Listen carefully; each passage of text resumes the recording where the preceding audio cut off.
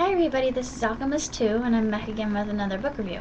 Recently I finished the book Where's God When It Hurts, and this is written by one of my favorite authors, Phillip Yancy. And it's a very interesting book about pain itself and why we are subjected to it. In all relevance, we actually need pain or we won't know when something is wrong with our bodies, and that's the ingenious quality of it itself. And a lot of people, he mentions this in the book, but a lot of people who are comforting those who are in agony, they go about it the wrong way. They say, well, you probably brought it upon yourself, God is punishing you, and definitely not something to be condoned. I myself don't do that because it's just a fundamentalist idea, and it just does not sit well with me. Pain it exists because of free will, according to the book, and just also because that's just the way that we're designed.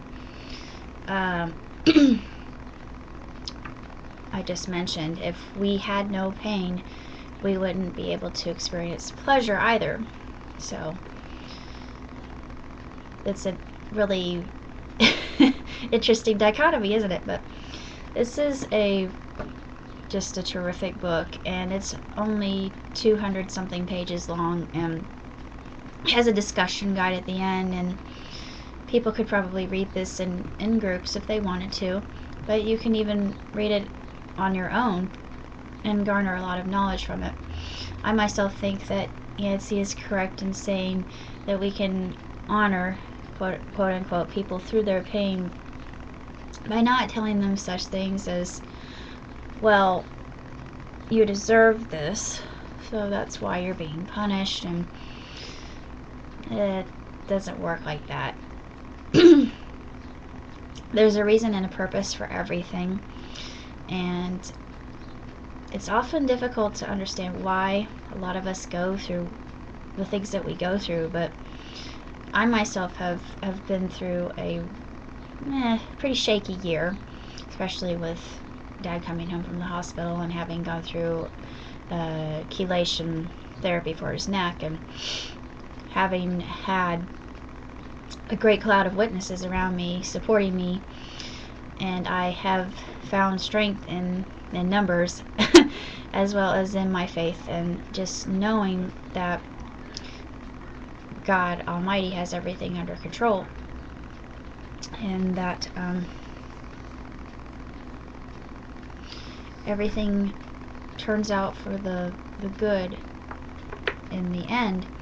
Of course, sometimes things don't always go the way that we would like for them to, and I wanted to mention the death of my mother in 2008.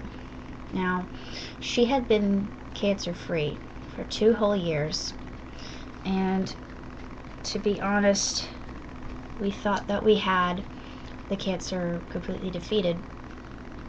But unfortunately, with uterine cancer, this is a cancer. When it returns with a vengeance, and it can be really malicious, and it takes no prisoners. So I had felt for a long time that her death was unfair because she was, in my eyes, she was young, and then I started to accept the fact that it was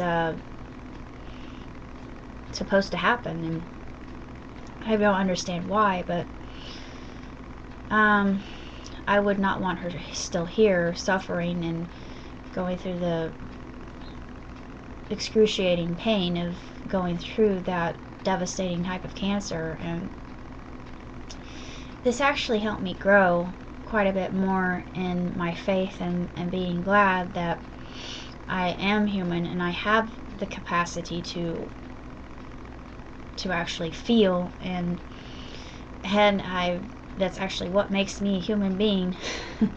Thank heaven for that. I'm just glad that I haven't had to experience too much agony in my lifetime. Sadness, loneliness, yes, but not really pain. And when those valley experiences fade away, the mountaintops surely come. But what really makes us strong are the valley experiences. And I think that Yancy really describes that well in the book. And the other authors, like Dostoevsky, he talks a lot about his work, and Viktor Frankl, and other people that went through horrors worse than anybody could ever imagine. And pain is actually a blessing. I know it's a strange way to think about it, but it helps us realize that we are human beings and that we have compassion, and we can be compassionate, and through our ability to help others, we go outside of ourselves and we forget all about self-centeredness. And that's why I volunteer. And statistically speaking, people who volunteer live longer lives. It's scientifically proven. You can look it up if you don't believe me, but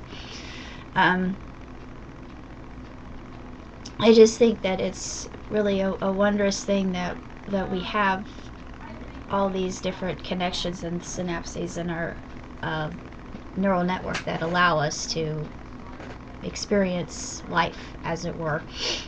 And his purpose of everything, the book of existentialism and all that, he offers in the very end hope, because actually that's what it boils down to. There is hope for those who are suffering, and they can find that through, now I know I'm going to be preachy, but they can find that through their church family. And if they're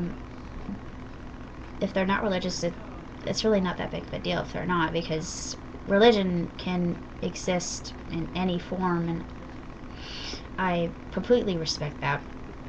And often people can find their greatest strength within family, friends, surrogate brothers, sisters, parents, cousins, even cousins twice removed. It doesn't matter. They are your blood, and no matter what happens, they will be with you throughout whatever endeavor you may face. And that's basically the whole idea of where's God when it hurts, because a lot of these witnesses that he speaks of, that he had gotten stories from, they had people who supported them through their time of need. And this is just an exceptional book, and I recommend it to anybody who might be feeling a little bit out of sorts with the world, or something might have happened that could be very trying. That this will definitely give you a new and more brilliant perspective on just how utterly magnificent we are as creatures, just how splendid that the divine sparkler truly is.